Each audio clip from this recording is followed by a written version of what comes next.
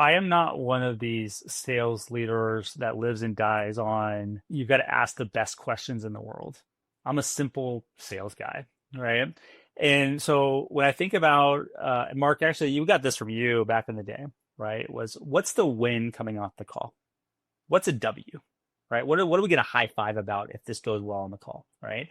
And I love that frame because when we establish our exit criteria, and let's just say for this argument that like our exit criteria is only just do you find a problem that we can solve? Like that's it. That's the only thing we're going for. We're going to give tactics. Here's the types of questions. Hey, what's the O in your OKRs? Right? What's keeping you up at night? What's on your whiteboard right now? What do you and your boss talk about often? What have you identified in your process? What's red on your dashboard right now? There's a bunch of different ways to ask the problem question to try to get to the meat of it, right? But what I always tell the reps is I don't care how you get there, just that you get there, right? And the example I use is like, look, baseball, right? Does it matter if you win the game 9-1 or 2-1? Doesn't matter, right? So if you ask the world's best discovery questions, if you have the best discovery call, it's a 10 out of 10. We all agree that this is the best discovery call we've ever heard. You just did an awesome job getting to what's the problem we're solving. Now you could have the worst discovery call. It can be clunky. You could trip over your words. You're umming and ahhing all over the place. It's not even coherent. But if after the end of that 45-minute or 60-minute discovery call, if you got that one problem that we can solve and they agreed to continue to explore that problem, that's a win. And that's how we got to teach our reps, right? It's more about the meat and the outcome than it is always about like the finesse of how you get there. It's not so much about how you do it, it's about what you end up with.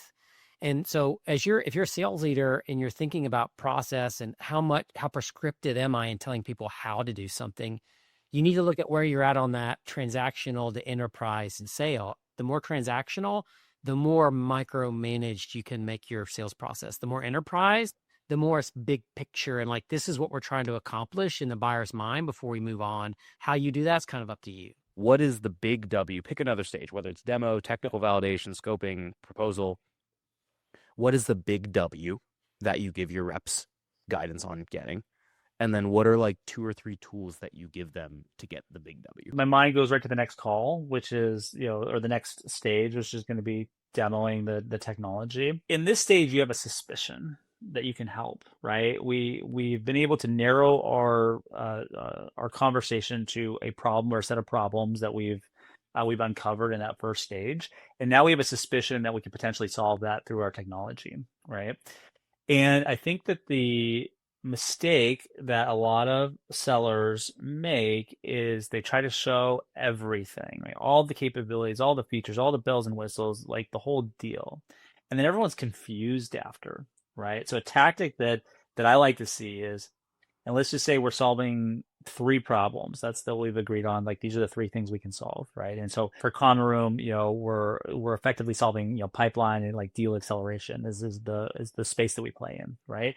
And I was on a discovery call on Friday. His big issue, or this economic buyer's big issue, was that hey, I'm doing great in 2 of my 3 segments, but my commercial segment is 1,000 to 2,000. We're really struggling generating pipeline. So first, that's the topic of the demo. This demo is about how we're going to help you solve, the generating pipeline within this 1,000 to 2,000 employee band.